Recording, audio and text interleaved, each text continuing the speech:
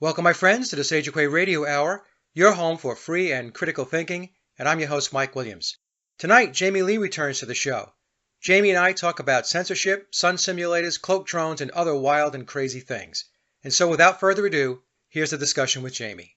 Well, friends, Jamie Lee is back with us for the show, and it's going to be a very, very interesting show because Jamie has been putting a lot of material up on his YouTube channel, and I have been mirroring that to my blog.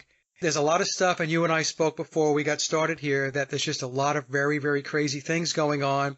And some of this stuff, we're going to talk about tonight. We're probably going to sound like two lunatics, but it needs to be discussed because looking at this stuff, the material that you have been posting, and it has to be looked at because there are some very, very weird things going on.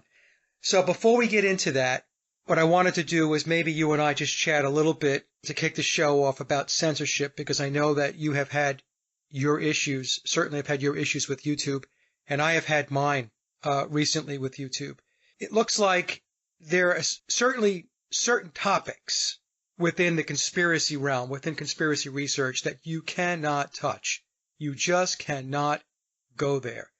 Other stuff, you're free to talk about, until you're blue in the face, but in my case, if you talk about these events, and that's all I'm going to say because I don't want this show to get censored as well, you have a problem. And so they dinged me twice for a show I did on the Sunshine State and a show that I did in the Gambling State.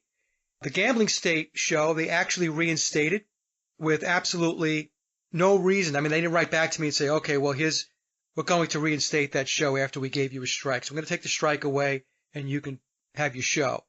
But the Sunshine State show, that one has been taken down, and they did not put it back up. I appealed it, and they said, too bad, we're taking it down. So I know it's a little long-winded there, but that's what I'm definitely seeing, is that certain things you can talk about, not a problem. Other things, absolutely not. It gets censored immediately. So what's your take on that? Yeah, I mean, we're all going through these wars of trying to get truth out, and now we're getting the truth ministry. I mean, this is George Orwell, 1984, the Ministry of Truth. California just passed a bill to create the Ministry of Truth to censor alternative media. SB 1424 is False Information Media Act. The bill would require any person who operates a social media and the internet website with physical presence in California to develop a strategic plan to verify news stories shared on its web. Any person who operates a social media website with physical presence shall develop a strategic plan to verify news stories.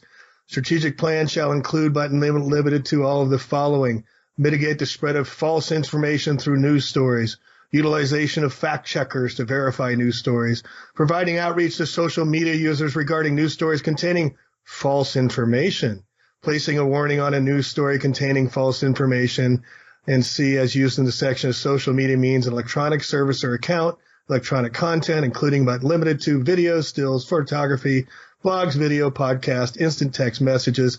Mike, it's been a lot of fun doing this, dude, but I think we're going to be shut down here in a little while. Well, I was just going to say, based on that criteria, they should shut down the mainstream media. Yeah, I mean, it's so ironic. I mean, I did a piece today that was on, it's the 15th anniversary of the invasion of Iraq based on lies, where millions have been killed of innocent people based on our lies. I mean, then I'm pulling up a story right here from October 6, 2017. The U.S. government spent over $500 million on fake al-Qaeda propaganda. The report went on to detail that the Lincoln Group revealed to produce print news and place them in Iraqi newspapers who obtained 2005 documents intended to tout the U.S.-led efforts in Iraq and denounce insurgent groups. So who's calling the kettle black, folks, Yeah, so your view, Jamie, is it just you and me and our colleagues in the alternative research community that are seeing this censorship, or do you think that the masses are becoming more and more aware of it? As an example, I put a post up today. I don't watch Fox News at all, but there was a very interesting video that was put up by Laura Ingraham. And it was a very good 10-minute monologue that Laura Ingraham did about censorship, because she got blasted with trying to defend the guns rights advocates, defend having the right to protect yourself. She was defending people to protect themselves. Right. And then the other side of the coin, I was just trying to figure out how to label them without getting my show pulled. They went on a rampage to try to have her sponsors pulled so that, they wouldn't sponsor her show and so on. So we see this definite attack that's taking place on free speech, on free thought, on critical thinking. You just cannot have your own mind. They want your mind to be a hive mind. You just think like everybody else, get in line. And like you said, we could talk about George Orwell in 1984. I mean, it's not coming. It is here. Well, and also, we have to give credit to, on the other side of the ledger, that we've been able to produce such our own versions of what we're seeing and what we're learning as we're growing and observing and being able to access all these records. We're being able to publish what we're finding on their services. So we have to give a little bit of shout out that they've allowed us to spread the word like no one's been ever able to do in history. We've been able to document and produce our own type of medias, and it's become super clear that we're having our own power bases now as more and more people are coming to the truth, like you're saying. I mean, right. With all the spraying going on and the intensity of the geoengineering now, it behooves anybody to not be able to look up and know that something's going on. So it's really critical for us to keep getting the message out with the little time we have left, as it will become impossible and detrimental and not very favorable to want to publish anything anymore. Because if you watched a video I saw or did on China, by 2020, everybody has their FICO scores in China, and they're all going to be based on how well they converse in the social media, how well they obey the government, how well they switch to the electronic currencies and whatnot, and how long how they're basically obedient. And if anybody thinks that's not coming to this country as well, think again. That's what all these credit scores are all about. That's what getting us in mass debt is all about. So you're not going to want to publish on their system anymore. Maybe we have to go back to getting mimeograph machines and I don't know, publishing pamphlets like the alleged founding fathers did and whatnot. But it's been a blessing and a curse. But we've had a long run of being able to put this stuff out there and educate and raise consciousness and learn from each other. I've learned so much from your shows. And before we get any further, Mike, I want to give a huge shout out to your music. You sent me your CD, and I think we call it an album still, and it's wonderful. It's in not 440. It's in what's the hertz you broadcast in? I have two versions, 440 and 432. Yes. And explain to me real quick what the difference is between those two. Well, 432 hertz is slightly flatter, and the premise behind 432 hertz is that it resonates with the human frequency. 440 was a standard that was put in place back, I think it was in the 1950s, where they were trying to put a standard in place for music, and they made it 440 hertz. But there are those that have done research, Jamie, into frequencies and how humans respond to frequencies, and music is a frequency. At 440 is not normal. It's an abnormal frequency. It's not something that naturally resonates with us organically, but 432 is. So, of course, everything today in music, especially pop music, is geared toward 440 hertz. And that's what we have become accustomed to. So what I had to do for the album was I had to record it 440, and then I have software that converts it to 432. And if you listen to the same song, but two versions of it, the 440 hertz and the 432 hertz, you will hear a difference. Is a subtle difference, but you'll find that the 432 hertz version of the songs have a warmer, more receptive feeling to them. That's my takeaway from it. And maybe I'm just a little more attuned to it because I've actually listened to folks that have done presentations on this topic, and they will play something at 440 and then 432, but they won't tell you which is 440 and which is 432. And some people have a difficult time picking up on it. I don't. I could pick up a 432 hertz song like that. So I did two versions of the CD. One is the standard 440 hertz, and then there is a special edition version of it where I also include the 432 hertz so that people they can see if they sense the difference in the music and how it makes them feel. Yeah, and it's just by you saying inorganic, the music, most of it's being produced at that lower level to keep us from, getting higher consciousness with just the vibrational frequencies of the music, right? Right. So everything is That's all part of touched. it. Exactly. And that's what I try to explain to people. And they think you're, an absolute lunatic for saying that everything that's worth knowing is a lie. And that was the title of the last show I did with Crow. And it absolutely is. And when you start to get into this, and the rabbit hole is very, very, very deep, they have their tentacles into everything. Everything. Everything.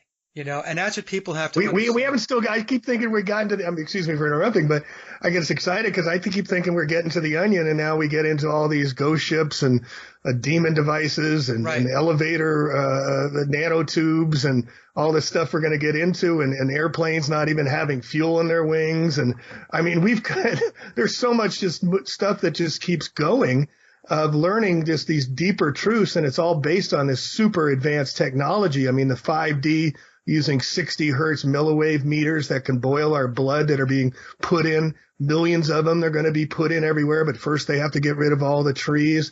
And then I think we had one show since we got torched here with all the laser devices, but now we're seeing lightning being used as weaponry as well in some of these videos as well. So everything's amping up. It seems like time is speeding up. It seems like all of these events is coinciding exactly with the war footing that seems to be going on with administration pounding with China, with Syria, with Russia, with North Korea, with Iran, with whatever. They keep on wanting to keep us distracted, while meanwhile this coverage, this dome, this massive spraying in localized areas all around the world has been going on now for weeks and maybe months. And boy, it's changing the entire landscape of our weather here in California. And people in my comment sections and from other comment sections are seeing the same thing happen to them as well. We're seeing second suns.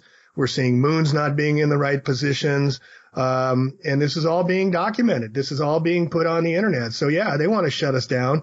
They don't want us learning that our skies are being manipulated for whatever reasons they're choosing, or the sun is having problems, or they're using these systems to change our vibrational frequencies so we can't stop the madness that they're pulling on us. And, Right. and then all the rest of the massive debt we've incurred that, you're a finance guy and I'm a finance guy, and no one in the finance world talks about the massive debt of $21 trillion, that interest rates are going up now. And it's just going to crash everything. And so, things are happening much quicker. And that's one of the things I just really want to impress on people is we've got to get that preparedness even more ready now. It's like in Wall Street when I would buy a stock and whatnot, the worst thing you could do is have it go up and not watch it and miss it, even though you're ready for it, and miss getting into the stock because you weren't paying attention, or you've been watching it so long for the right price to get in, you missed the trade. But now things are getting so much worse. Richie from Boston saying the other day that all this fake sky is going to create the mass loss of food. So get your food supplies ready. This is what we've been saying for 10, 12 years. But just because we've been saying it for a long time doesn't mean the time isn't now. So I don't know. It's crazy, Mike. No, right now it's like a nightmare. I hate to say things like that, but when you're in the know and you're looking at this stuff and you're doing the research, you're looking at it and you're shaking your head and you're thinking, this is really unbelievable what's going on. And you want to stay positive, and I do stay positive on this thing, and that's why I continue to do the shows, Jamie, and I know that's why you continue to do what you do, because we have to try to get more and more people on board with this stuff. And that's why I brought up circling back a little bit, back to the Laura Ingraham thing. It's because, before, when they would go after voices, they would attack you, me, Max Egan. Just pick names that were really trying to put good work out there and to get people to wake up. And I'm not just picking on the three of us. There's many, many, many, many of us that are doing this work. And they would come after us and they would try to shut us down and censor us. But now they're trying to censor somebody who's in the mainstream media, right? They're trying to shut this person down. So what I'm talking about, folks, here is they're raising the stakes now. It's no longer just going after YouTubers and stuff like that and a website here, website there, blogs and so on. They're really starting to step it up. And they're going after people now that have a much higher profile, even though they're not covering in detail or to the degree that we are getting into things, but they are starting, some of them are, okay, are starting to lean into certain topics that they don't want them leaning into. Even though it may be like kindergarten or first grade level leaning into something, powers to be, the controllers, they don't want that, because as soon as somebody starts, like a Laura Ingraham, starts to ask questions in a certain area, like I said, even though it's very basic, there are many, many people that are watching her, and then they're going to say, that's interesting. She's questioning that. I should probably look at that. And they don't want anybody looking at anything that's going to even remotely expose what it is that they're doing. What we're going to do now, I guess, is maybe step into even some of the crazier stuff that you have come upon, that we really need to start to take a look at and do more research and understand what is going on here. And maybe, I don't know whether you want to start with the drones or the sun simulator, or wherever you want to start. We could, I'll go wherever you want to go. You could take the lead. This whole thing, and I'm sure you're right in step with me on this, is this whole physical reality we're looking at and seeing these ominous, omnipresent things in the sky. We're seeing vaccines ladled with very detrimental things to our health and well-being. I mean, it's very much everything's backwards, upside down in the material world. But and a lot of people say, well, why don't you publish more positive things and whatnot? Because this is positive. This is about opening up our heart chakra. This is about opening up our sense of feeling and caring for one another and caring for the earth, because we haven't been. And it's a way to shock us into doing this. So I found this work, even though it's very dark and some people are having a lot of trouble just dealing with some of the darkness, it forces you to go inside. It forces you to find deeper meaning to life. And that life is much bigger than just us in this spiritual being having a physical existence. And the way I want to start is there's a book by this Dr. Eben Alexander. Do you remember the book Proof of Heaven? Did you ever hear about this book? I've heard of the book, but I've never read it. Yeah. It's a must read. It was on the New York Times bestseller, but basically the short is that this guy was a top surgeon, neurosurgeon at a hospital. He was Johns Hopkins, a wonder boy, went to be a neurosurgeon in, I think, Virginia. And he went into a coma for 6 days with meningoencephalomyelitis, which was a deadly disease that they gave him less than a 2% chance of coming out of the coma. Yet he came out and he wrote a book about where he went in the coma and where he came back from. And it was a near-death experience. Nothing this deep had ever been recorded. But it's now 9 years later, and he's gone around and give talks. He's educating all these doctors because he's realizing that the Western medicine, and I grew up in a Western medicine family, they don't know anything about how the mind works.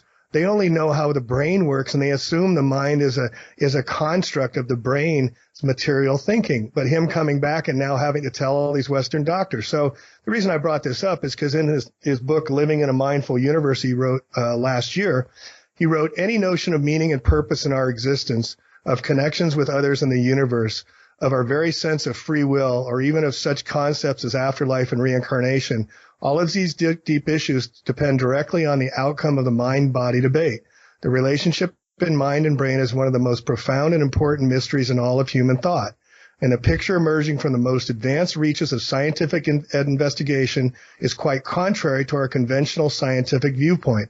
A revolution in understanding appears imminent. This pathway of discovery continues to unfold and will no doubt occupy me for the rest of my life. Along the way, I've encountered some of the most expansive experiences and intriguing people I could possibly imagine. I have learned not to be seduced by simplistic falsehoods about an assumed world, but to strive to assess and deal with the world as it truly is. As human beings seeking a deeper understanding of our existence, we are all well served to take that approach to heart. So where I go with that is just like you and I were talking before the show got on, is that we had discussions about this new kind of sky we're seeing out here in California, and it seems like going on around the world. And I guess this started with me about a month and a half ago when I started getting on a website called Enslaved by No Media out of Boston, who started chronicling some of these chemtrail planes. And I've been watching chemtrails for 2005. I wrote a book on geoengineering last year called Geoengineering, aka Chemtrails. And I've been knee deep into this, but he was showing video footage of these chemtrails that planes were disappearing in the sky. And he was showing with his Nikon Coolpix 900 where they were having shadows that were from the chemtrails that were reflecting on the clouds above, which would mean the sun would have to be below it. And he was showing that these planes were flying much slower than we had been told compared to simple Cessnas taking off from an airport nearby. He calls it a circle of vision, that the dome, you go up higher, you get a much shallower view of perception. And his work is excellent. He's been getting ridiculed. And then he also had one on the airplanes, commercial airplanes having very little or no jet fuel in their wings, basically compressed air, which Jones Joe S. has done the original work on that. And so that's showing it. And then I got into this website, excellent website by this gentleman named Sean Gautreaux, What is in Our Skies? And this just knocked my socks off. And a lot of this comes from the comment sections where people making comments here, check this out, and I check it out and I learn more too. And so this guy back in 2014 documented over 20 or 25 or 30 videos on these devices, these drones that are in the sky, that are cloud making drones, that are refuel supply crafts that are up in the sky. And there's large drones and small drones emitting chemtrails out of them and shooting very fast and hiding in the clouds. And you can see them now. They're using filtering with infrared filters and whatnot. And you can definitely see there are crafts in the sky now. And I've been observing that now for a few weeks, and I can, look up and you'll see these triangle shapes. And once you watch his videos and you know what to look for, you start looking in the sky. It's like a new discovery, traveling to new places. I'm seeing the sky in new ways. Now, is this new? Is this something they're doing different, or has this been going on and I'm just noticing it now? But I got to tell you, it's something new, because I've been watching the skies and they've never been spraying like they've been spraying now. It's just, I'm getting sent emails, video pictures from up in Washington and from Montana and from Canada and from Denmark. All over the world, we're seeing the same thing happening. So it's not just it's localized, but it's happening worldwide. So my question I put out today is, are they putting a dome over us? They have the technology to do this with their aerogel, this new type of technology that is so light that it's 99.8% air. And a gentleman from Seattle sent it down to me and showed me just pictures of it going up in the sky right there. So we have the evidence, it's just amazing. So. Yeah, no, the spraying is absolutely out of control. I'm in North Carolina, as my listeners know, in the Raleigh area, and it's just unbelievable. They spray just about every day. In fact, my daughter was over yesterday, Jamie, and she said to me, Dad, the skies, she says, they're spraying all the time. And, she's much younger than we are. I mean, she's in her 30s, her early 30s. And she's very awake, but people are noticing it, and they're noticing it because there's a couple of things. Number one, the weather here in North Carolina has been very, very weird, very, very odd. We have very warm days, and then the temperature will drop the next day by 20, 30 degrees. The other day, we're in April now in North Carolina. At night, it dropped down to about 30, was going to snow. Look, I've been here for 24 years. Snowing in North Carolina in April at night, I can't even remember it ever happening, to be honest with you, in almost 25 years of being here. So the point being is that we have these huge swings in the temperatures, and I know that we'll talk about this a little bit as to maybe why that's happening. Obviously, folks who are into the geoengineering activism will say, well, it's because they're spraying, but I think there's a little bit more to it than just the spraying. It's really something that we really have to start paying a lot more attention to, Jamie, but not in the traditional way. And what I mean by that is I mentioned the geoengineering activism. And I know I'm probably going to get emails on this, and they're going to be screaming and yelling at me, just like they were when, I was talking about the flat earth, because they don't want to talk about flat earth in the geoengineering community. Right. Forget about the fact that they were ridiculed when they first started talking about chemtrails and geoengineering, but they forgot their roots. So when another piece of research comes forth, all of a sudden they have no bandwidth to focus on that, or to at least to agree to disagree. But in any case, I digress. And out here, we used to have what's called fog. I mean, San Francisco and fog. Remember Mark Twain, the coldest winter ever spent was Yeah. a summer in San Francisco.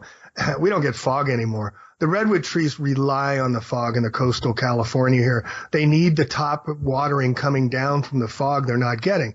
And so the trees out here, Michael, they're so pale.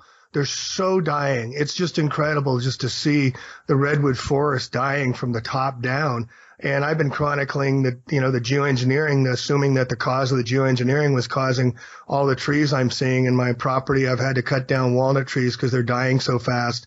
And a lot of fruits and my gardens aren't growing food. I have over 140 apple trees that are over 50, 60 years old on my ranch. I got 2 boxes of apples last year. 2 boxes. It was a completely shutout of apple production in Mendocino for us. And that's never, ever happened before. I talked to old farmers. They'd never seen anything like that. And that brings me to the sun simulator, because I never thought of the light being different. Richie from Boston a year ago started talking about the sun simulator, and some other people have come out talking about the sun simulator, including, I want to give a shout out to the gentleman, Jeff P. and some of these other people, Universal Media, who have been chronicling these sun simulators. And sure enough, I mean, now that I see what I'm seeing, I can tell these sun simulators that seem to be in front of the sky. In fact, when we're using the PX 900, Coolpix 900 cameras, and we're measuring the sun, it's seemingly only a short distance, and a matter of miles above us. Which to me, I've always measured the flat Earth. When I wrote my flat Earth book, I got the distance to be 3,163 miles above us, taking simple trigonometry of 2 points in the distance, measuring the angles and getting the distance. So now I got an explanation of why it would appear much closer, is because we have a sun simulator as well. And the sun simulator is out there for reasons we can only conjecture, but you and I and everybody else listening here have noticed how much more intense the sun feels on our skin. In 60-degree weather, in 50-degree weather, it feels weird and freaky when the clouds part and the sun comes out. This could be the reason of the sun simulator. Or is this the reason why vitamin D is so deficient? Because they're been using a sun simulator and everybody's being vitamin deficient. And then the question becomes, why would they have to put a sun simulator in front of the sun? What is the purpose? Do you have any ideas what it might be? Well, I think it's possible that they are using it to block whatever's going on possibly around our natural sun. I was watching some videos on this, and there appears to be, now folks, I'm just going to say that I'm doing more research into this, and we know in this day and age with Photoshop and video editing and all that stuff, you have to be very, very careful about making grand statements about something being absolutely true. But let me just explain. I was watching a set of videos, and I think it was Universal Media. Is that the lady that gets the footage from Alaska and stuff? Yeah, Universal Media News. She's really good. Okay. So I'm watching this, and there are spheres that are moving through the sky. And they have maybe a reddish tint or hue to them, and they are moving with the sun. And maybe I'll try to put some of that footage in this show so people can see it. At the very least, I will put her channel down in the description box, folks, so you can take a look. What I'm saying is that there are other celestial bodies in the sky, and the sun simulator could possibly be being used in order to obfuscate those other celestial bodies. In other words, to hide them. One of the things that she has shown in her videos is that if this is a sun simulator, how the sunlight, it deforms. It's not a circle in the sky. That's what our sun is, a circle in the sky. It becomes elongated and distorted, and it appears to be elongating and distorting so as to hide these other orbs, celestial bodies that are in our sky and tracking with the sun. Okay, now I know that's a mouthful, folks. I know it sounds wackier than but I'm telling you, I'll put this lady's link to her YouTube channel down below, and you can go take a look for yourself. Okay, and you decide whether you think those are celestial bodies or somebody's screwing around with video editing or whatever, But in any case, so I think, Jamie, it's possible that one of the things that they're doing is that there are changes taking place within our cosmology, within our configuration of what we're used to seeing celestially and within our own sky. And possibly that these changes are bringing a major change to Earth in this age, and they're in the process of trying to hide it and also possibly to sabotage it. Okay? A guess on my part. Just a total guess on my part. I have noticed the other day, in fact, I mentioned this. Again, I was talking to my daughter. I see that the temperature, the official temperature by the National Weather Bureau, says it's 67 degrees. And I'm standing outside, Jamie, and I'm like, bull, because it does not feel like 67 degrees out here, okay? I'm standing outside, and I can feel that heat on my skin and my face, and I know what 67 degrees feels like. And it felt like it was 80 degrees outside. So there's another thing going on here where, and I also have mentioned this a couple of times, they put official quote-unquote temperatures out there, but that's not the real temperature. That's not the temperature you're feeling on your body. What you're feeling on your body is much, much hotter. Right. So is that the sun simulator? I don't know. Is it the natural sun, and because of all the shit that's spraying in the sky, that it's having an effect on us, it's magnifying or intensifying the heat? That could be too. The other thing I want to point out is that I remember the sun when I was a kid, Jamie. It was yellow, okay? It had a yellow tint to it. Today we have the sun. It's this very bright white light. Now, for some of you older folks, I want you to jog your memory, and I want you to think back to when you were a kid.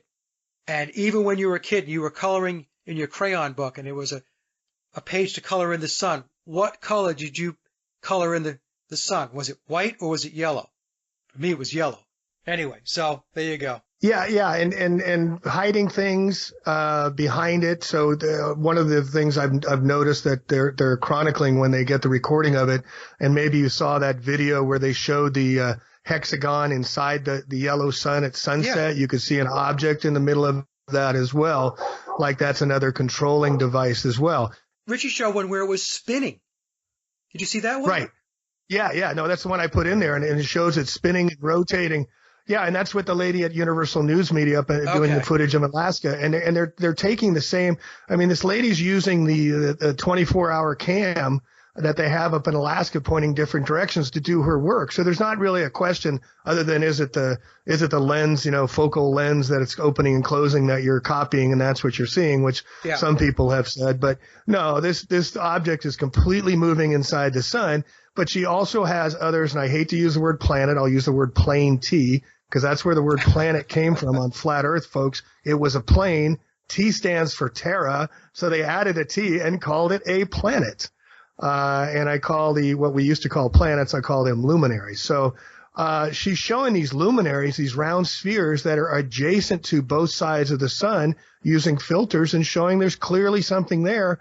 But according to the documentation and the patents that I could find out, they can only block out with their camouflaging technology using nanotubes, carbon nanotubes and whatnot in certain patterns to block out 98%. So that would mean we get to see a 2%, and at sunset and sunrise, that's exactly what they're showing. So we can conjecture back to what this person, Mr. Gautreaux, is talking about is what is in our skies with these ships and whatnot.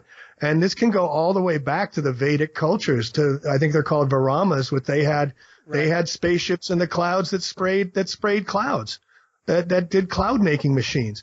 Now, this has taken my head up again, and I read all of Zachariah Stitchin's books a few years ago, and I walked Mark Passio did an excellent presentation on the Anunnaki and Enlil and Enki, and did they come 300,000 years ago and mine gold because they destroyed their luminary, their Earth, and so they had to mine the gold here, and they did happen to crossbreed us with horses for a centaur and falcons, and the images, the hieroglyphs you see on the Egyptian pyramids are really what was real, and that our 15th chromosome matches exactly the missing DNA chromosome of animals? Did they hybrid us now? Are these machines now part of their part of them going up there and spinning the web that the Hopi prophecy has been talking about the day of purification when they're spinning cobwebs in the sky? I mean, I don't know, Mike. It's beyond my pay grade, but it just keeps getting more and more interesting to be on top of this and seeing what is happening. But getting back to the technology, I mean, I chronicled in one of my YouTubes where Google has the technology to put elevator nanocarbon tubes in the sky, and they've been working on it for over a decade, and they have groups that meet upon it and regular meet conferences for over a decade on this stuff. So to say there's not stuff up in the sky, they don't have technology, and space ribbons and whatnot for refueling, resupplying. The camouflaging technology is definitely there. The sun simulators seem to be in the sky. And then the other thing is the moon simulators. People are reporting, and maybe everybody can check this out for themselves. We're only, 2 weeks past, spring equinox. March 21st, when equal sun and moon are equal at the same. Well, we're getting reports I'm seeing on YouTube where people are reporting that the sun is much further north than they've ever seen. In fact, it's so far north, they're getting sun on the north side of their house, which they've never gotten this time of year. They only would get in June when it would get closer to the high point of the summer solar peak. And so they're showing videos also in some of these, Jeff P. and others are showing the moon going in and out. And people are saying the moon's coming here, setting over here. The moon, like the sun, is getting larger. It's getting smaller. But it clearly tells you one thing. The moon doesn't move up and down the ocean twice a day. It's moving all around like that. Another flat earth plug here. And so there's so many things going on up in the sky now. And when you look up and see a beautiful blue day, and by a couple hours, all these cloud making devices show up out of nowhere, make these hexagonal and DNA coils. And, I swear I saw this, and put your tinfoil hats on, because, what is in our skies talked a lot about this, but I'm seeing it too. I see images in the sky. I posted one of a face moving across at someone and filmed in one of my videos. But yes, 2 days ago, when they were starting their sky painting about 1:00, I'm watching, and within an hour, I looked up again and I looked again and I said, no way. And here I watched this heliocylindrical coil unwind, and it unwound to the form of a hummingbird. A very large hummingbird with a large proboscis nose, and that nose was going straight into one of the rays of a giant sun ray halo that was made all of artificial clouds. It covered such a huge part of the sky, and I wasn't smoking anything. I mean, it was just right there. And I told a couple people just to see what their reaction be. I said, what do you see up there right there? And they go, oh, that looks like a hummingbird. Yeah. I mean, they saw it too. And so that's what we're seeing is they're able to create a lot of images in the sky. They can control down at the nanoparticulate level. And this is something people don't understand. Nanoparticles is $1 trillion business. It's over $50 billion business in our foods. CRISPR technology, as we talked about before, just got approved to be in the plants now. So all plants are going to be artificial now. But what is coming down with all this increased spraying in our skies? Are we getting sicker? Well, that's what a lot of people are saying. Are there flus in there? They're coming out with a new strain of flu B now because they have so many different types of flus they can't control because the flu was so effective. I don't know, Mike. I don't know what we can do.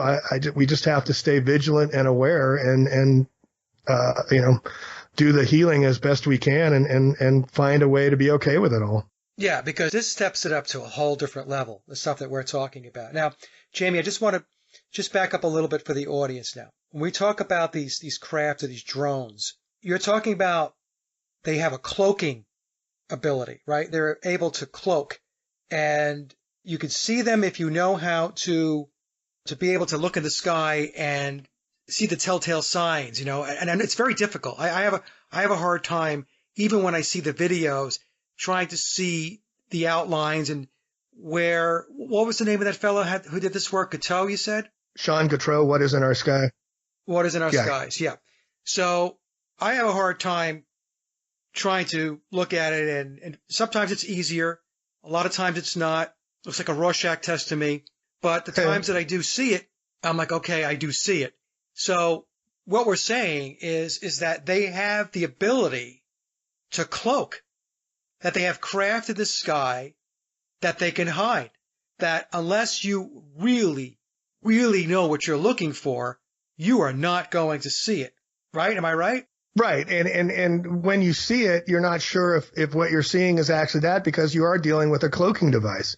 But when you stop and I would put up, I'd look at the sky and I had my baseball cap on, and then I'd put a ruler on the side of the cap to measure how much volume, if I could tell. One of the ways I do that is if I see something and it moves so slow when it exerts the chemtrail clouds, but you can see the clouds getting wider and bigger at certain points. Another thing to look for, Mike, as we become new to this, is look for a bright white, like a lightning stripe or curvature around the outside of a highlight where the sun would seem to be reflecting.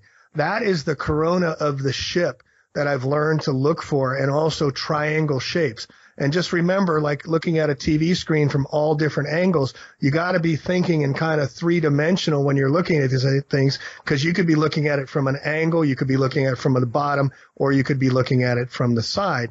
But we have so much evidence on YouTube now of these crafts, these ships, these images, and all of a sudden they're in the sky. These blackened triangles in the sky is a real clue. Yep. If you see triangles with black in them, follow that. And then the other thing to do is when you see a trail, if you see a trail that has no plane, I'm not talking about a chemtrail. I'm talking about these puffballs, these sinewy, wiry kind of vein-like features, like they're like birds in the sky type of thing. Look where the trail is going, and then go back to the source. And generally, you're going to find something to do with a craft being there, because you can see it emanating from a single point, and that'll just keep going over a period of time. The trail will get longer and wider, but look where it's emanating from. And then there's other craft that are added as these smaller craft come in. But what is in our skies, Mr. Gautreaux has chronicled that some of these craft, he's documented, these Aurora craft apparently from Lockheed Martin, are as big as 300 feet, where others have documented that NASA was saying some are as big, these solar shields are as big as a football field, a baseball diamond to me. So these are massive things in the sky, and then there's also smaller ones as well. So again, do we know what we're looking at? Not really. But, wouldn't it be great if we got to film one of these, if one actually does show itself with the cloaking devices? And another thing, these cloaking devices, I've got over 20 patents I've shown on these cloaking devices they've had for decades on how to cloak things. Wideband electromagnetic cloaking systems right here, cloak patent 8253639. And they have all these cloaking devices. Toyota car manufacturers coming out with a cloaking device on their car. It's becoming so mainstream now to see somebody through the side window you can't see, you're blocking your blind spot. They're going to come out with a cloaking device. So it's incredibly mainstream. But again, we're not keeping up with their technology. Moore's law says computers double in speed every year or faster. Well, so does their advancement and their abilities to put all this stuff up there, and their abilities to keep it in a very micro level and to keep us from knowing. And people ask, well, where do these devices go? Where do these ships go? Where do they craft? Well, they can put them anywhere they want. They got military bases all over the world. Maybe they got underground bases they put them in. Who knows where they put these things, but you're not going to see them. Yeah, they're not going to park it at Walmart for you, Yeah, but we see enough of these this SXB-72, which was supposed to be the first completely cloaked free energy vehicle that they launched a couple of years ago. We saw in Los Angeles that thing in the sky, that the vortex thing in the sky that was reported in Los Angeles. So we're seeing them conducting all their activities in the sky, but it won't be long before we're going to get a real picture of one of these crafts. What is up in our sky said he's seen them. He just hasn't been quick enough to photograph them. So I'm sure we're going to get something out of there, but this is a whole new game. And then the other thing is, like in China, they just announced they're going to be seeding 3 million acres of land, square million acres. They're going to be seeding with rain. I mean, does anybody want to not say geoengineering isn't happening? It's incredible. They're coming out, like you said. I mean, they're not trying to hide anything anymore. Either they can't hide it, They don't want to hide it. They don't care because it's checkmate. They already got us covered. I don't know. But things are being disclosed and they're not even trying to explain it. Like the laser fires, the directed energy weapons in Santa Rosa and Southern California. It's been we're coming up on 9 months now. The California fire chief cannot even tell you how these fires started. Yeah. Yet we know they were lasers. We know they were torched, and these poor people out here, Mike, they're not getting back in their homes. 11,000 people lost their homes. They're finding benzene in the soil now, and they're having to replace the entire water systems. It might be 2 years before people get in. The homeless now are getting kicked out where they got kicked out of their last shelters. They're cutting 30% of the mental health departments here and whatnot. So we're seeing this Agenda 21 morphing with the big brother on the censorship of our abilities to communicate and speak truth to power, mass vaccines going on everywhere that don't work, but everybody keeps doing it. I mean, and a massive debt. So I don't know. It's time for us to step up and more awakening. So we have to start talking to others and start bringing up more and more conversations about this, even though we've been shuttered. It's really important now that we keep speaking out because I'm having so many conversations now about what's going on in our sky, about 5G, about vaccines. Everybody's starting to wake up, but you got to remember where we were when we started to wake up, because if you take them from the ground and bring them to the top of Everest on the conspiracy world, you'll blow their heads up with the stuff we're talking about now. Oh, that's what I'm saying. This discussion here is this is science fiction to like 99.99% of the population, but I don't know. But, I wanted to just mention, Jamie, we talk about these craft, and what I'll try to do is to include some of the video so that folks can take a look at while we're talking so that they can kind of piece it together, because I know just discussing it without the actual visuals might be a little tough. So I'll try to do that when I put this show together. But the TR-3B is the triangular craft that has been around for a very, very long time. It's a top secret project. It's been filmed. It has been people have taken pictures of it. And I have two friends, two very, very good friends. They're not crazy, that have seen the TR-3B, the triangular craft, above them. So about 4 or 5 years ago, one of my friends contacted me and they said, Mike, I know that you're into this stuff, but I just saw the strangest thing. I was in my backyard, and I looked up, and up in the sky was a triangular craft. Noiseless, no noise, silent. And I said, well, how high was it? They said, well, it was in the sky. It was high, but it wasn't like high. I mean, I can make everything out. The lights at the bottom and all that stuff. The other person, I'll just tell you who it was my daughter. So about a year ago, maybe a little less, she said to me, Dad, we were driving on the road, and we look out the window, and she sees a triangular craft in the sky. Silent. And she nudged her boyfriend, and she said, take a look out the window and tell me what it is that you see. And the triangular craft was there. Now, the reason why I'm saying that is because with these cloaked craft that are in the sky, many of them appear triangular. And what I'm going to do is I'm going to add a clip, a very good clip I found that has to do with the TR-3B, which was filmed, videotaped, two of them in the sky. And Jamie, the maneuvers that they were doing, that they were filmed doing, defies anything that we would know with traditional aircraft. So this would also explain, with some of the work that you have shown with these cloaked craft, how the way they move is not traditional. It's not this straight line, ascending, descending. They're able to do some pretty crazy maneuvers in the sky. And I'm going to add that footage into this show so people can take a look, because again, I know it's very difficult to kind of get this if you don't see the visual. So I'll put that in the show. Right. And also realize we have to keep reminding ourselves that free energy has been around for over a century. Tesla and the guys before them have given us this free energy. So if the military's had this, their abilities to move machines at the speed of light, to stop them in the air, all this is it's just old news for us. But they're still working on giving us fossil fuel gasoline from dinosaurs that died allegedly. I mean, the stories. So we got to keep upgrading what the technology abilities are, and how potent they can become. But like I said, people are seeing these shapes in the skies, and you're seeing these crafts, and more people are saying, I'm not crazy, as we bring this stuff up. That's the other good part about this stuff. We bring it up, and people have been holding their silence and seeing it. And I'm getting so many comments going, starts off with, thank you. I'm showing this to my wife. She's been calling me crazy. And now I'm going, look, it's not just me. I mean, things like that validate a lot of what people have seen as well. And we're just coming on to it as well. And just, it's so much going on up there. And think about the funding for the military, for the Air Force, the $1 trillion that they spend, and how much money goes to all this research about what they can do and what their abilities are. So it's no wonder they have these devices. This is from January 2016 on directed energy weapons, and it lists all the directed energy patents. But this one here, U.S. Army looks to strike foes with lightning weapon.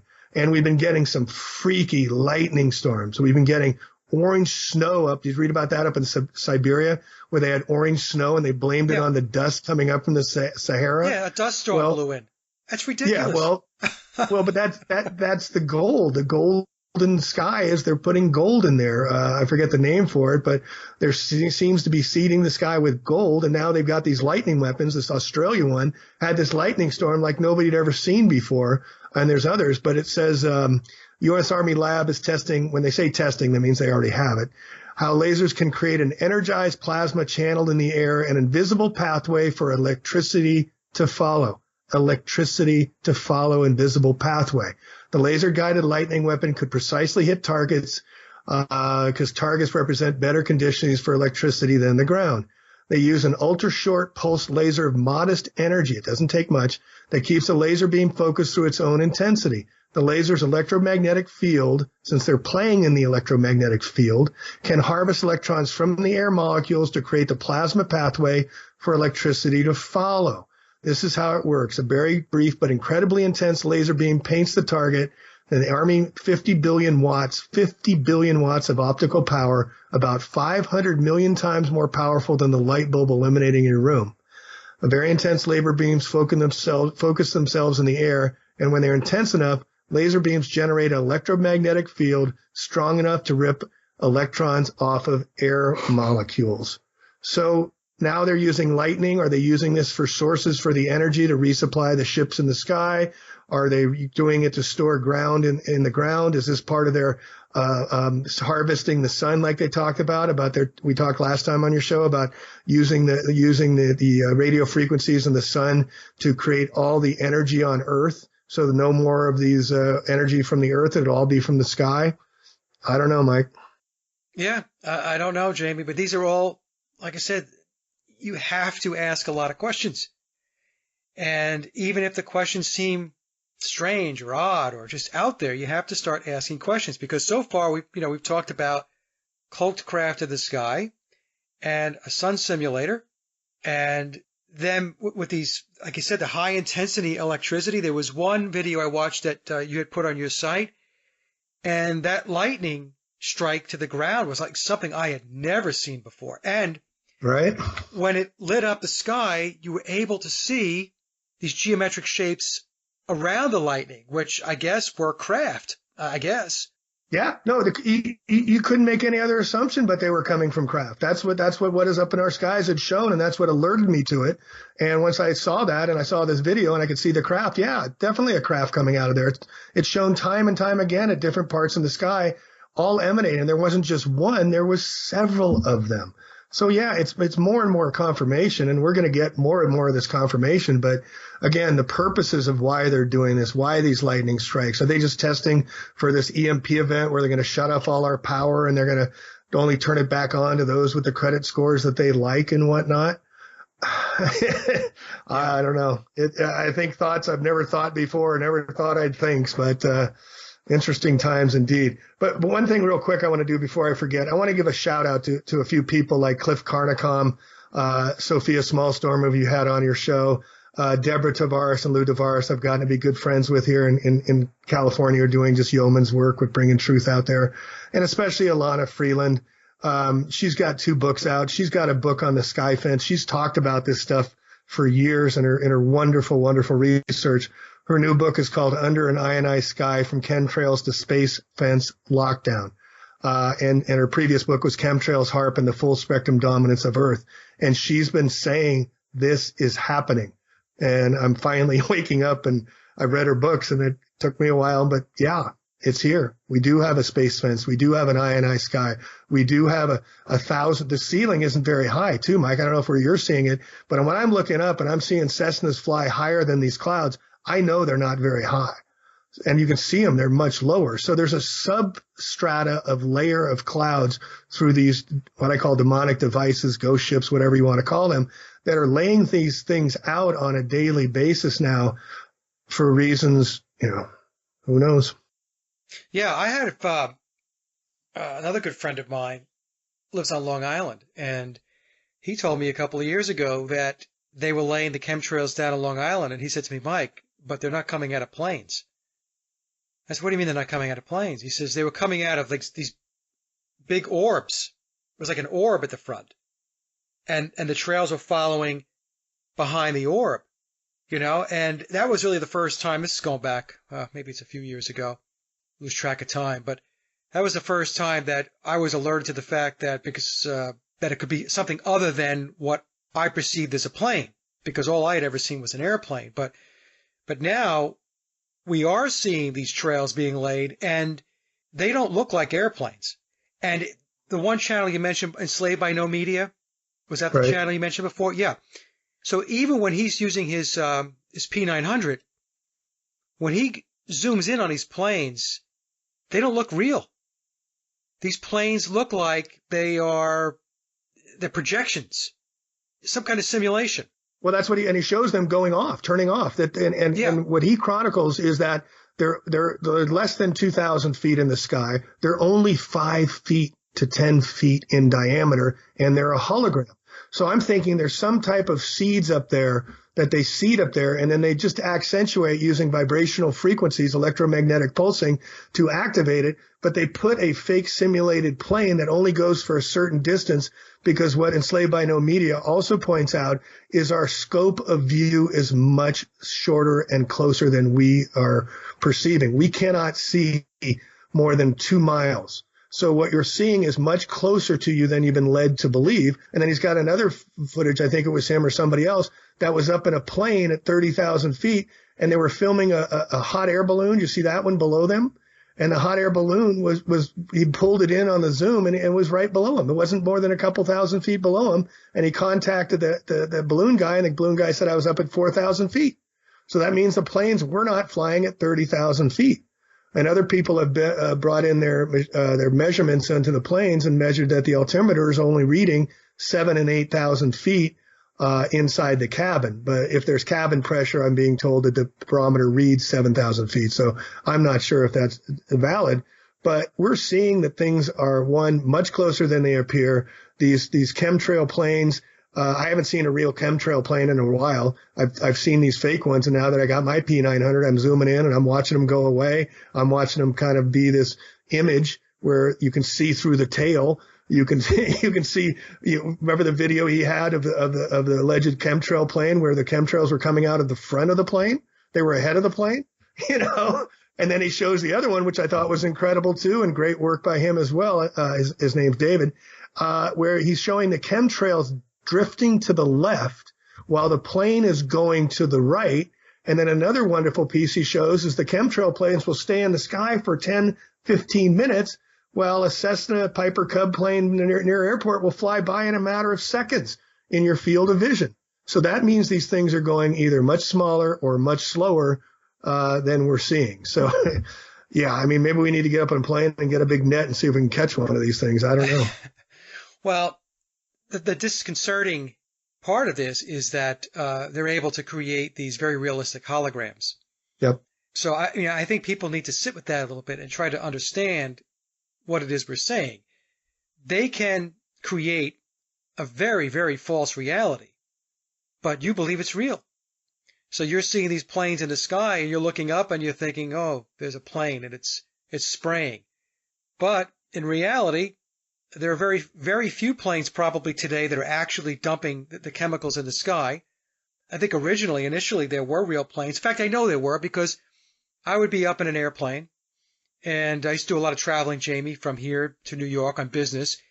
And I was up at, well, allegedly 30,000 feet, and I would see a plane, nearby flying alongside us, and they were dropping trails. And it was, didn't look like a hologram. It was a plane. So there are real planes that are spraying, but I always used to question the number of planes that were doing it. I thought to myself, is every single plane spraying? And these planes are spraying in areas that they're not routes, they're not commercial aircraft routes. Right. How do you explain that, right? So then they must be military craft that are going up and they're spraying in those areas. But I don't know. I think it's a combination now of real craft and whatever technology they have, utilizing holograms to give the appearance of a plane, but something else is spraying. And it's just absolutely mind-boggling. If it's these craft that can cloak, I don't know. I'm sounding like a crazy man right now. I'm sounding like an we don't know. I mean, we don't have we're just putting pieces together of this puzzle. Yeah. And this is a brand new puzzle box we just opened, and we're just getting the pieces. This is how it worked with Flat Earth too. And then people start submitting, things get disclosed, but something big has gone on. I mean, let's go back to, the Google of everything, loon balloons. Remember the loon balloons are supposed to be these things that are for the communication devices to help us to have internet because satellites don't exist, and so they have the balloons all around the sky. That was proof that satellites did not exist. Exactly. But Project Loon, right. Yeah, but what is up in our skies is saying is these are refueling stations for chemtrail holding mixtures, devices that they park up in the sky. And then you got Elon Musk and Bezos Jeffrey, owner of the Washington Post, besides Amazon and besides Whole Foods now. And you've got them putting up things into the sky like right and left, more and more on, the SpaceX and everything.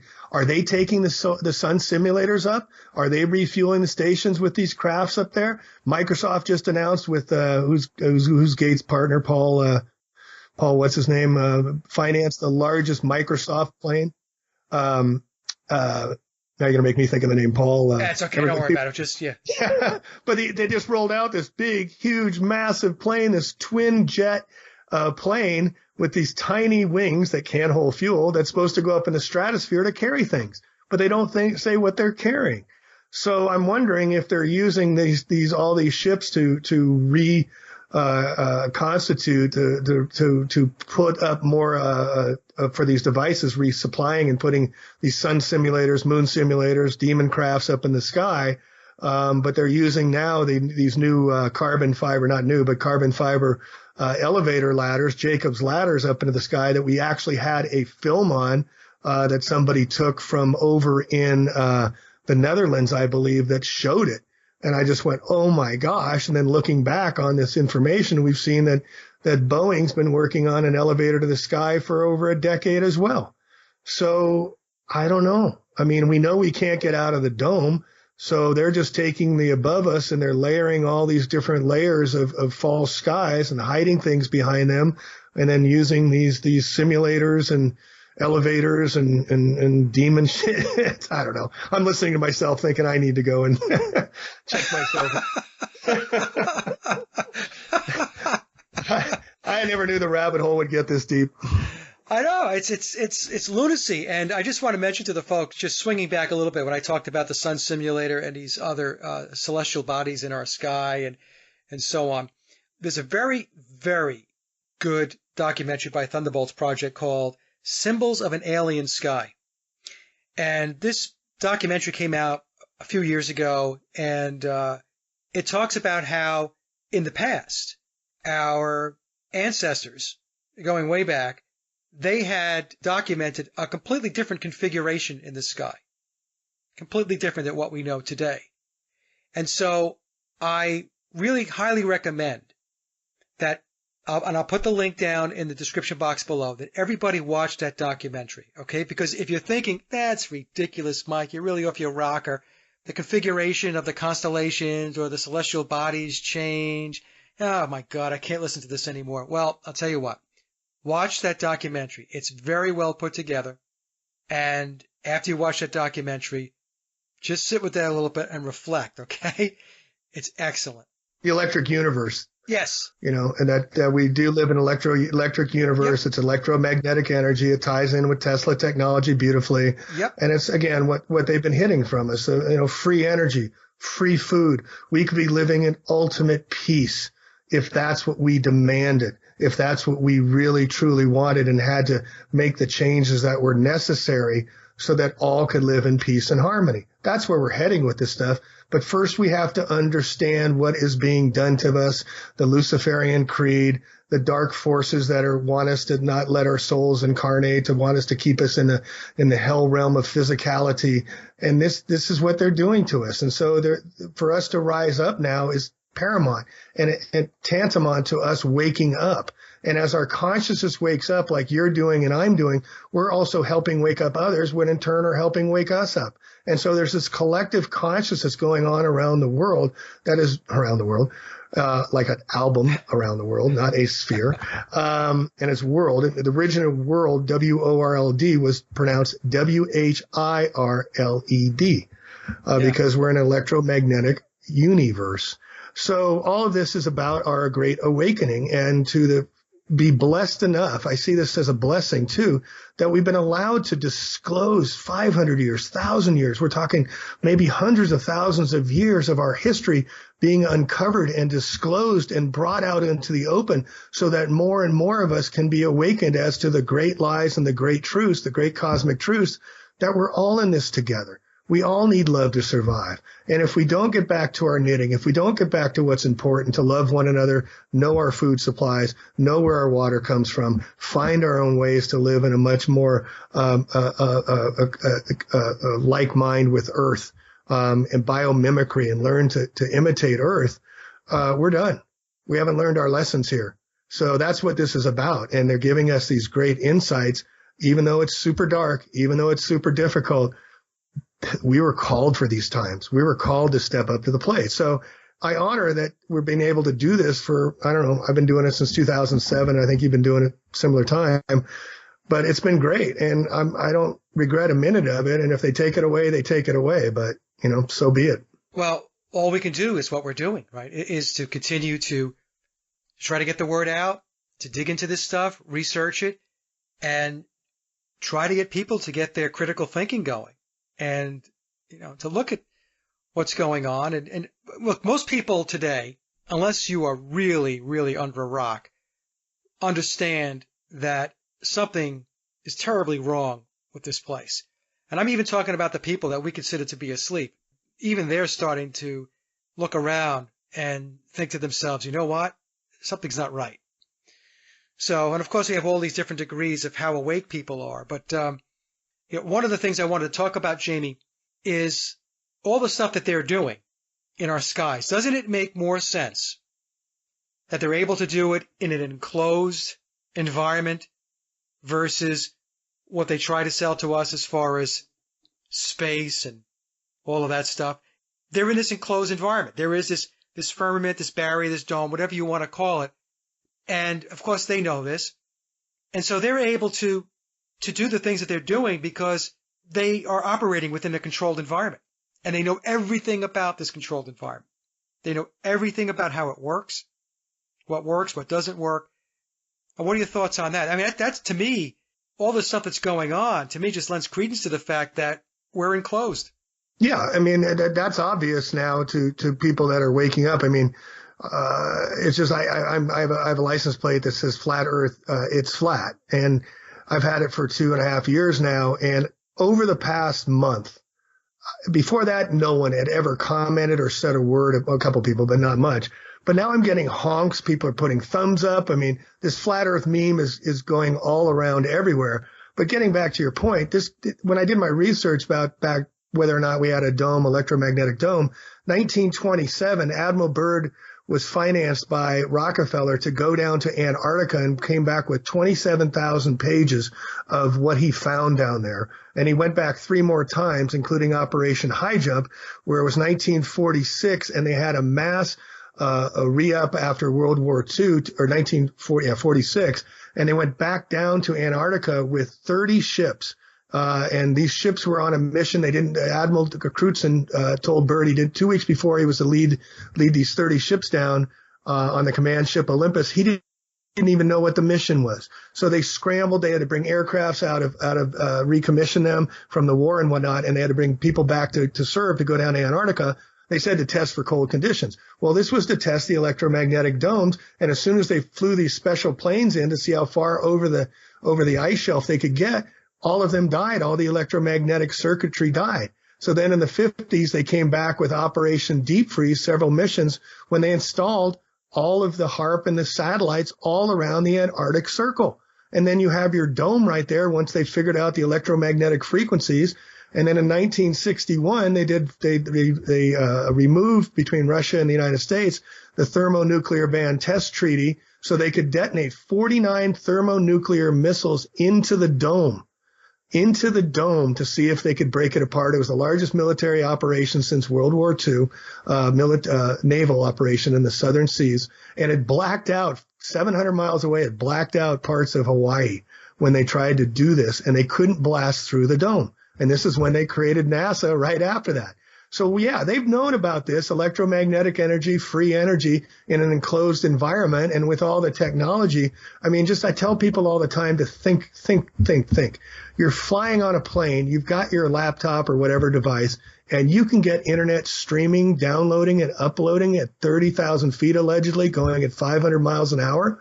What do you think the military technology has had for 100 years? Right. It's mind-blowing what they've had, and so we got to understand these frequencies that they're able to hop on.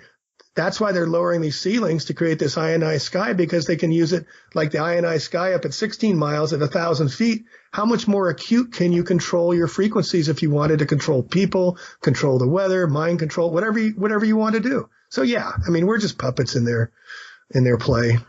So the dome, I had Martin Kenny on my show, and I love Martin's work. And, he's great.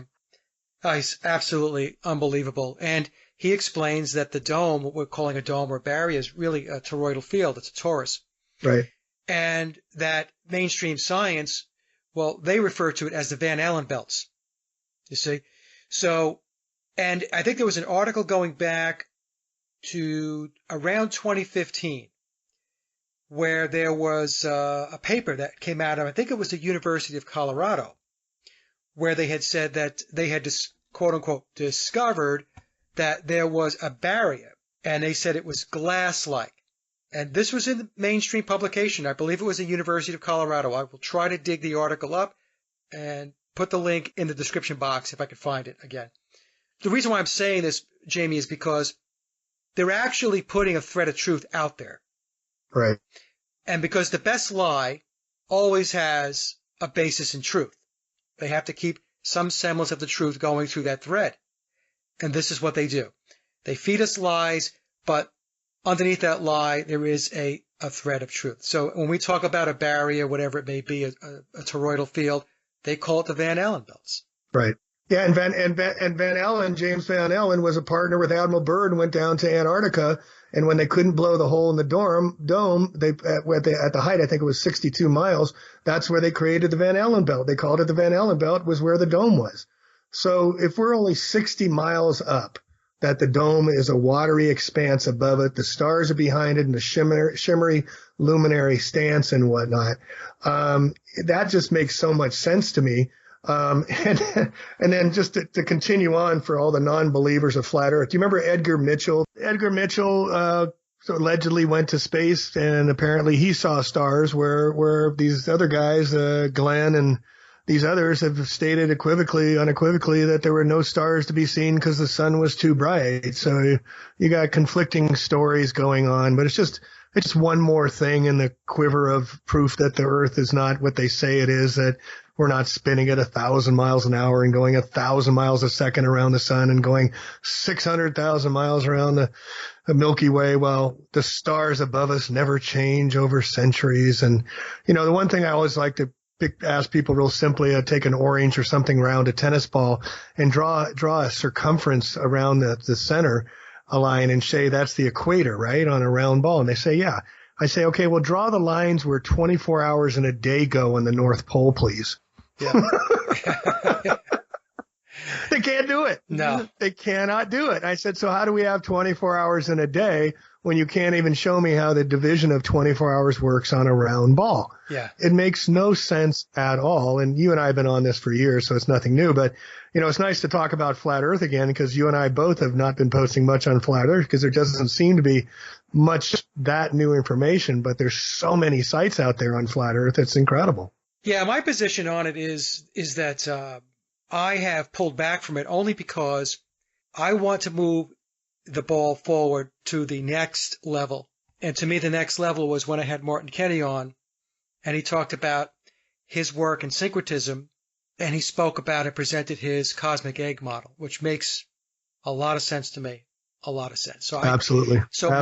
Martin, to me, he took it to the next level, and that's what I'm interested in. It's not to downplay any of the flat Earth work that's out there, because it's out there. So for anybody that wants to find out more about it and do research into it, there's plenty of material available on YouTube and on websites and blogs and so on, where they can get themselves acclimated and they can learn. But for me, I didn't want to just hang there. I didn't want to hang in that place where, okay, all right, we've said just about all we can say about it at this moment in time, based upon how it was being presented over the last 3 years or so. I don't want to stick on that. We need to keep moving the ball forward. So that was my premise with it. So some people asked me if I abandoned it, and I said, no, I didn't abandon it. I tried to explain exactly what I just explained, and I said, if you want to see where I'm at with it now, watch the interview I did with Martin Kenny, or better yet, go to Martin's channel and go take a look at what he's researching and what he's trying to get people to understand. Yeah, exactly. And I was on that same path with the cosmic egg for a while with Victor Schauberger and Rudolf Steiner's work, yep, where they had the cosmic egg theories as well. So we're reconnecting with some of these ancient masters of knowledge, and getting in. I want to write a book on the 5,000-year legends and mythology and history of flat Earth, where the Sumerians, the Babylonians, the Egyptians, the Vikings, all the Native Americans get all their flat Earth lore and history out. And you'll see it's such a bigger picture than just the physical plane. And I think that's where we need to go with the flat Earth, is what does it mean in the many dimensions that we're learning about? Mount Meru corresponds exactly with the top of our heads, the soft spot in our heads, where we're told by the Dalai Lama, Steiner, and others that when our spirit leaves our body, it goes through that soft spot through the top of our head, which also coincides with Earth, as above, so below, Mount Meru. So this is all kind of getting into back to the spiritual journey that this is leading us to. So if we lose all our material values, what is left? What is left when the dense matter is gone and it's pure light? It's the light of our consciousness. And this is where we're bringing the light into the dark. And once we bring light into this darkness, and that's why this work I feel is so important, is because it cannot be in the dark any longer.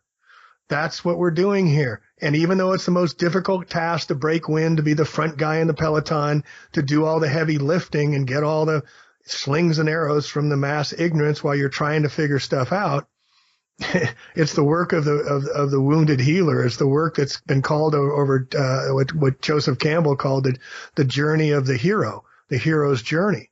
And that's what we're all about here. And it's up for all of us to step up now, because not only for all children, not only for all sentient beings, but for Mother Gaia, the earth herself. She is being destroyed in so many different ways. We think about how personally this is all attacking us. Well, she's just getting beat up, like using her as a sewer in a supply house and now spraying her and taking away her environment. She's going to do what she's going to do, and she's been around longer than us. So we better start giving some thanks to the lady that gives us all life and Father Sky, like the ancients did, because this is a time of reckoning. This is a time of great conscious awakening, but we're also setting the stage for future consciousness, future awareness that can pick up from here, from the work we're doing, just starting the turn of the Titanic, starting to turn the wheel, telling the people, hey, don't listen to the band anymore. Get in the lifeboats, folks. We still got time. Right. And, it's just about more and more about deciding what to do, and then finding that in feeling, in trying, and if you think you're feeling helpless, think again. There's so many things you can be doing by researching, starting your own channels like you and I have done and these others have done, speaking out, talking to your families. You're not going to be the most popular person in the room. Get over it. But it's what needs to be done. They're spraying our skies. People are getting sick. Children have never been sicker than they've ever been. The Western medical industry is in complete disarray. Trump's gutting it anyway. But in the United States, nobody talks about, excuse me, doctors, you suck. We rank 38th in the world in quality of care, and we can't even say the doctors suck. I mean, we're terrible. We got more sick children than anybody else in the modern world. Yet our medical care costs more than anybody else. And if we decide to opt out, they tell us our children can't go to school. How messed up is that? So it's about taking your own action. It's about stepping up. It's about deciding who is the author of your own authority. But you're going to have to take the bullets that come with it. You're going to have to take the collective willful ignorance of the many who look at you like you're from somewhere else, or you don't belong here because you don't agree with them any longer. You don't fit in. I don't want to fit in this world. This world's too messed up. Yeah. If you're fitting in, you're screwed up, because you're playing along with a very, very wayward place. Now, it's interesting, Jamie, while you were speaking and you were talking about how tough it is, sometimes to step out and start to talk about the truth. It reminds me, I interviewed James Perloff going back about 3 or 4 years ago, and the name of his book was Truth is a Lonely Warrior. And I remember what a great title. What a great title. Yep. Truth is a Lonely Warrior, because that's exactly it, folks. It can be lonely. And I want to add, Jamie, that aside from putting information out and doing research or maybe doing podcasts or blogs or websites, one of the most important things that people have to do first and foremost is to connect back to spirit. You have to do your inner work. And because for me, when I reconnected back to spirit, that's when a lot of things started to fall into place. That's when I started to become more discerning about what was going on in this reality and starting to realize that this is not at all what I thought it was. There's something, again, I'm saying this over and over again, something's very, very wrong here.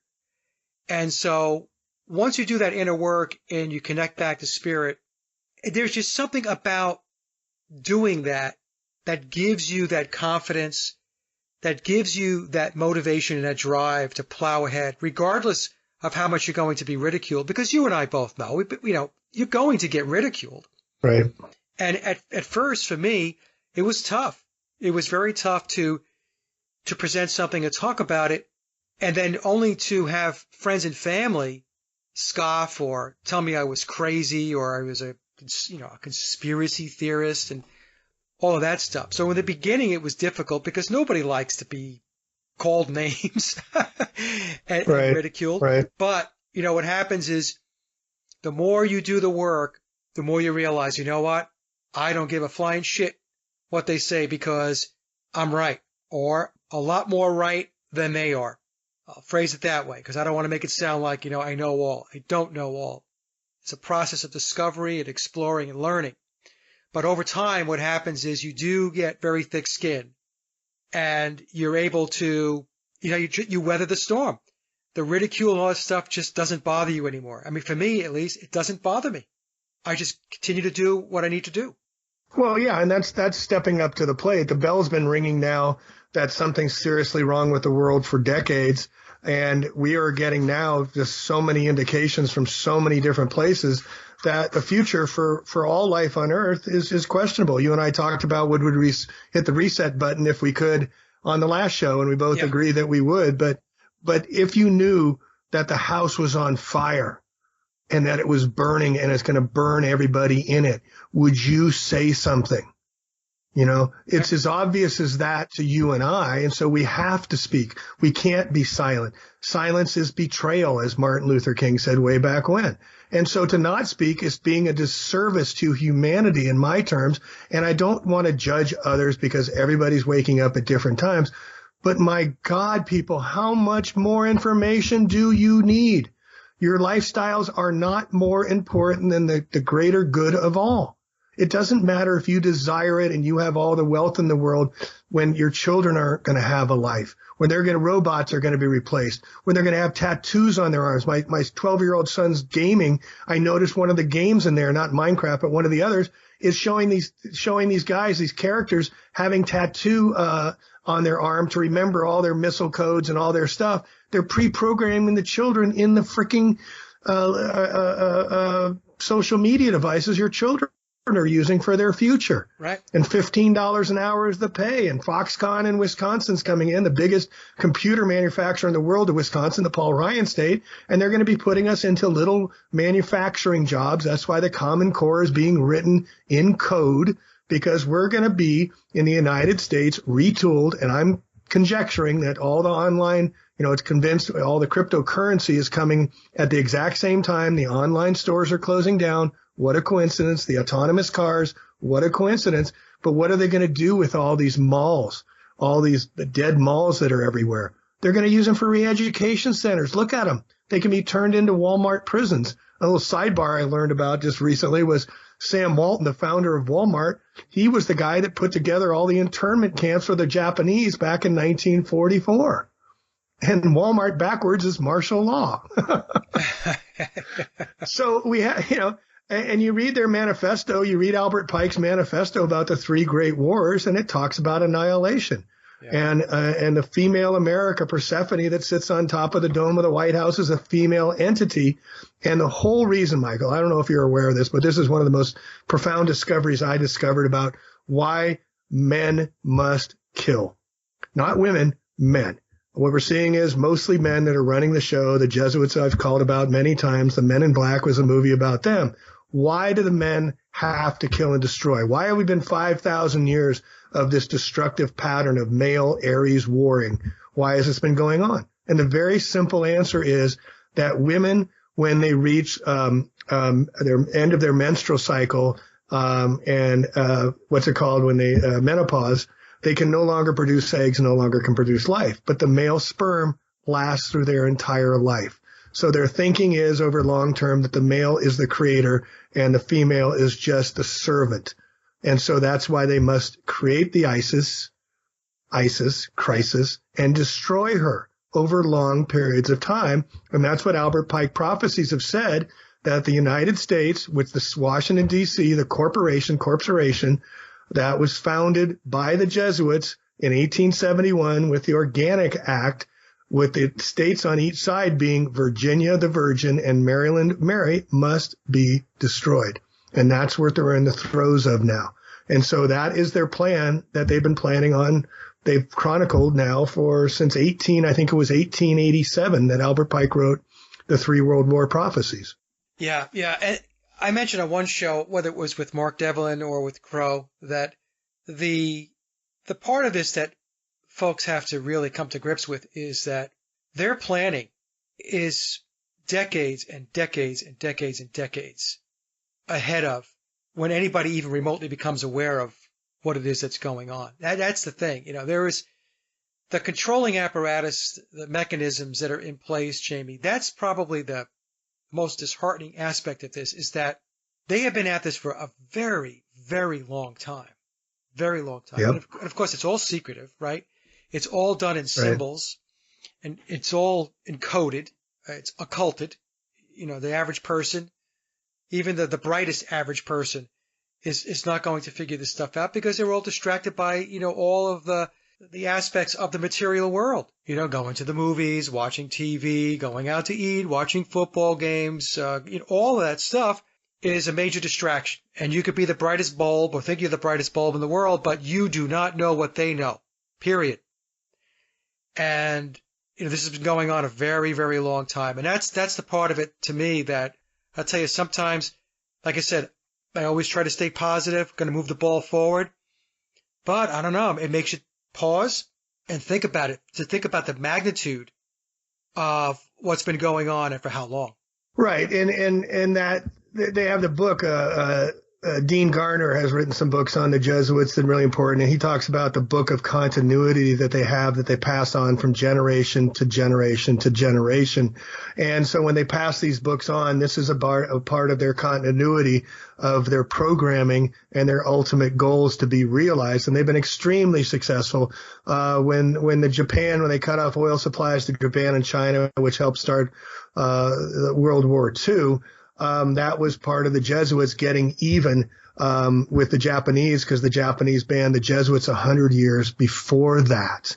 This is how long they've been rolling. And if you get back to Father Rivera's work, that he was inside the Vatican, he was inside the catacombs, he was in the secret libraries, and he got killed for disclosing this information.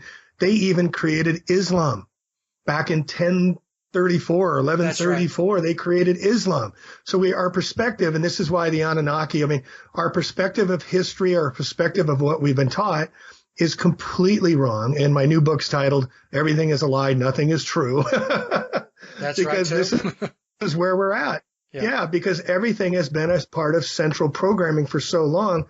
To know what is true or what is not, you have to create a tabula rasa and erase everything you've thought. And that's why I've been fortunate, because I never went through the school programming. I was never a gifted child. I had to learn everything through the school of hard knocks, but it allowed me not to have all this pre-programming, getting my doctorate to be indoctrinated through my gradual degrees and mastering the school indoctrination, where the highest paid people at the universities where the kids are in massive debt are the football and basketball coaches. That's how we honor our universities, by paying our sports guys the most, more than any. And then the professors get paid, but the assistants get paid minimum wage. It's all about taking your money, folks. Sending your kids to college is a waste. Get them started in business, teach them how to grow food, get them some farmland or something. It's going to be much more critical going forward than following the same paradigm. Yeah. Learn a vocation. Plumbers out here are getting paid $80 an hour, learn skills, learn where things come from, read books, get books. How long is the internet going to be available? And if they shut down the internet and the available access, or we choose not to access it because it's too big brother, what is left? Yeah. Books. Yeah. Digital books can be altered at any time. Oh, yeah. We're finding that all the time. Yeah. The Mandela effect, I'm finding they just said YouTube in one of their censoring things is going to be using Wikipedia as their source for fact checking. And I went back and again, how we're connected to the universe. I love telling the story, is that, I don't know if I said this to you before, but how many breaths in a minute do you think we take, Michael? How many in and out, one breath? I don't know. How many do you think we take? I don't know. Between 16 and 18 on average. Okay. So let's say 18 breaths in a minute. So 18 breaths times 60 is 1,080 breaths in 1 hour. 1,080 breaths in 1 hour times 24 hours is 25,920 breaths we take on average in a day. Okay. Now, do you remember Plato's great year, the Vedic great year of the constellations up in the heavens? It takes the 12 zodiac cycles to rotate it through its entire zodiac cycle. Each cycle is 2,160 years times 12. 2,160 times 12 is 25,920 years. There you go. The cosmic influence of above is in us. As above, so below.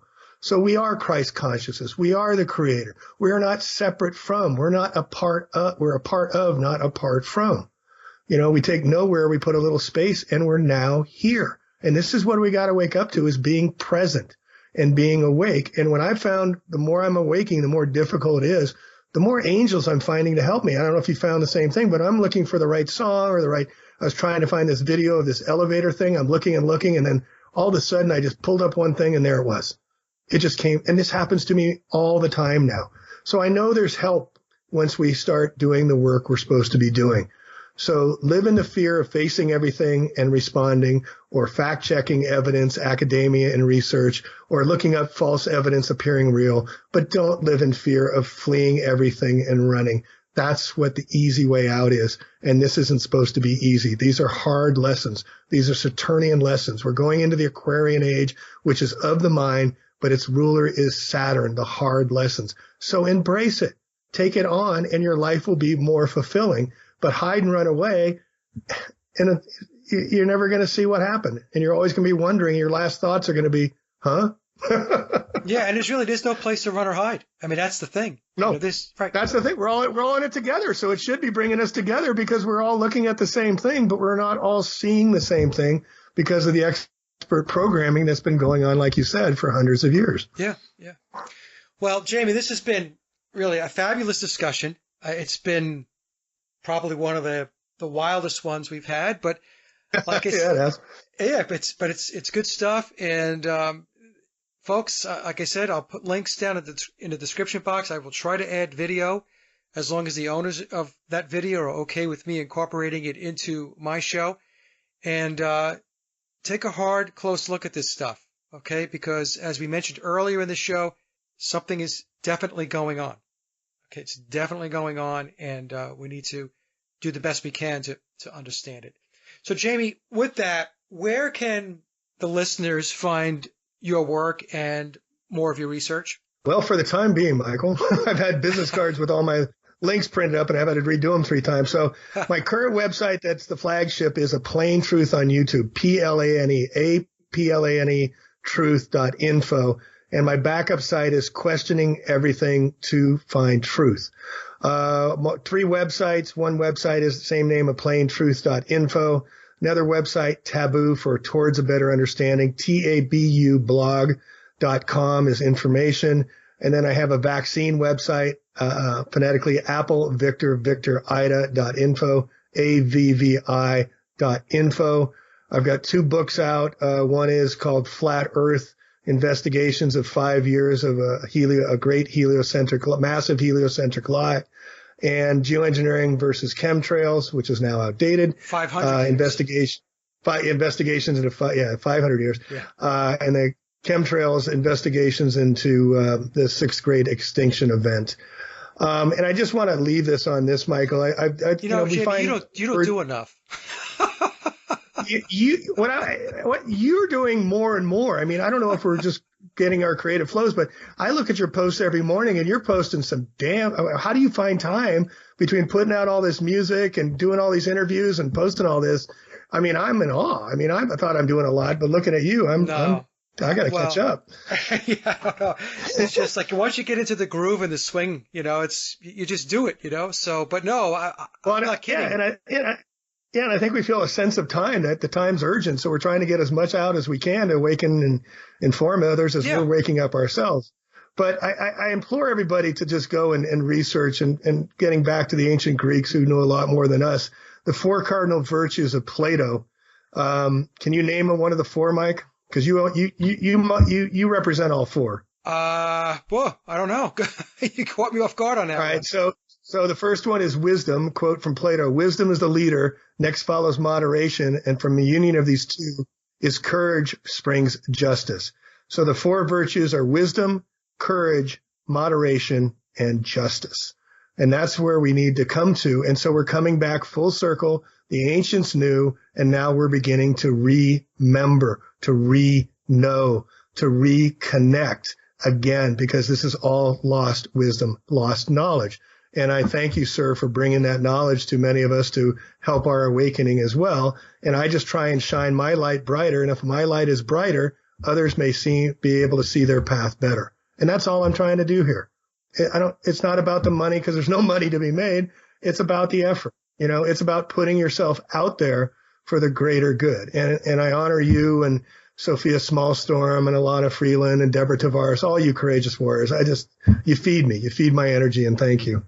Well, that's the thing, there's a whole bunch of us out there, and, and we sometimes know each other. Sometimes we know each other well. Other times we're acquaintances and stuff like that. But there is a lot of sharing that goes on. And whether that be sharing by doing podcasts or sharing by putting information on the blog or on websites, it's important to share each other's work best we can, because that's the only way we're really going to make an impact, because the mainstream media obviously is commandeered. So we've got to pool our resources in order to to be able to have an effect. And so I think that we all, generally speaking, Jamie, do a pretty good job of that. Yeah, and one last thing I want to mention, which is a very interesting last thing, which I'm going to talk in general terms because they're getting deeper into it. But with all the vaccines and stuff, there's just a few left, especially children who haven't been vaccinated or been able to avoid it. And they're starting to form little private groups to keep the purity of humanity protected.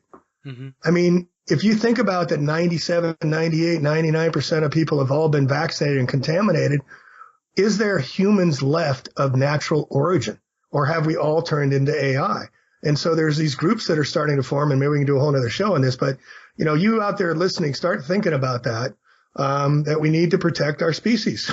It's a hell of another subject, but yeah, it's just something I want to throw out there.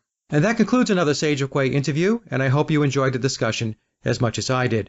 Links to my guests' websites and social media are listed in the show notes below. And as always, I'd like to thank everyone for listening and visiting the blog.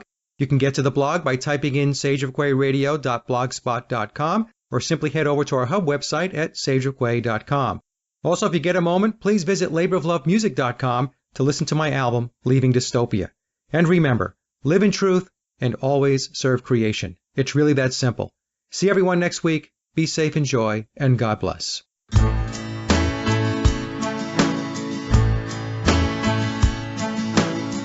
Hey there, brother, take a look around. Does it bother you that the world is upside down? Can't you see?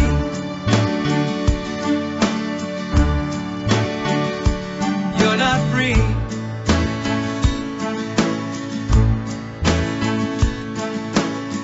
Hey there, sister, look out your door. Does it bother you when your child goes to war? Can't you see?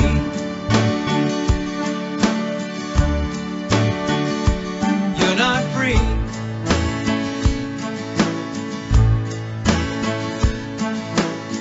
Hey there, neighbor, look to the sky. Does it bother you that your life is a lie? Can't you see?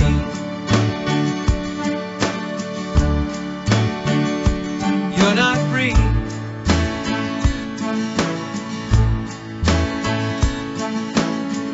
I know you can be if you try.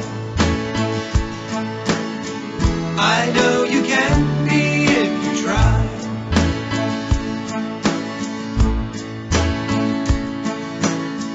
Hey there, Father, standing in the rain. Does it bother you that you never took the blame? Can't you see?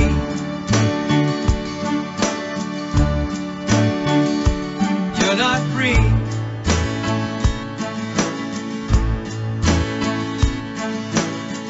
Hey there, mother, time is passing by. Does it bother you if a child doesn't fly? Can't you see?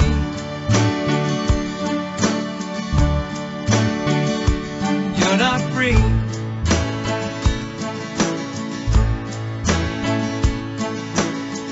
Hey there, stranger, have you lost your soul? Does it bother you when you don't even know? Can't you see?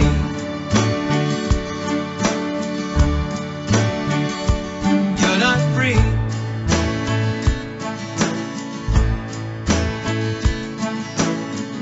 I know you can be if you try. I know you can be if you try.